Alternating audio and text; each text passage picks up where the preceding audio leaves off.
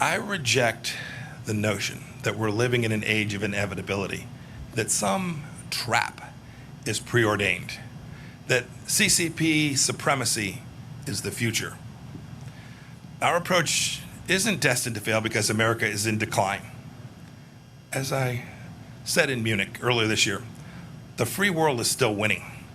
We just need to believe it and know it and be proud of it. People from all over the world still want to come to open societies. They come here to study. They come here to work. They come here to build a life for their families.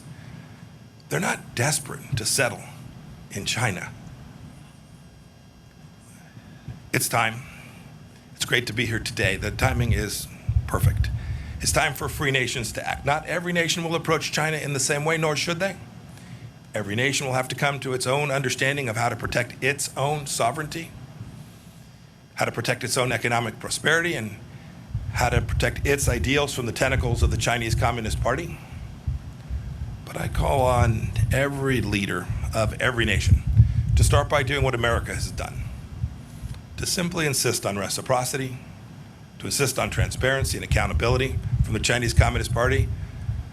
It's a cadre of rulers that are far from homogenous, and these simple and powerful standards will achieve a great deal.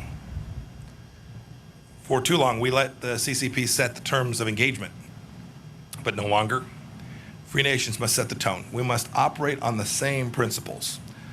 We have to draw common lines in the sand that cannot be washed away by the CCP's bargains or their blandishments. Indeed, this is what the United States did recently when we rejected China's unlawful claims in the South China Sea once and for all, as we have urged countries to become clean countries so that their citizens' private information doesn't end up in the hand of the Chinese Communist Party. We did it by setting standards. Now, it's true, it's difficult. It's difficult for some small countries. They fear being picked off.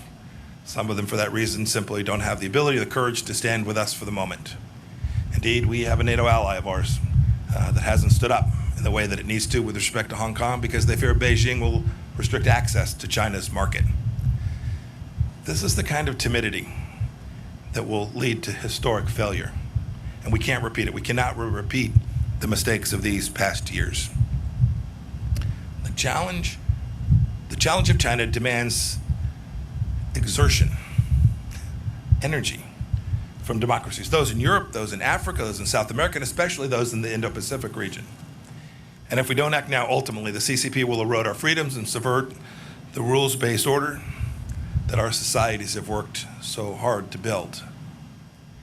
If we bend the knee now, our children's children may be at the mercy of the Chinese Communist Party, whose actions are the primary challenge today in the free world.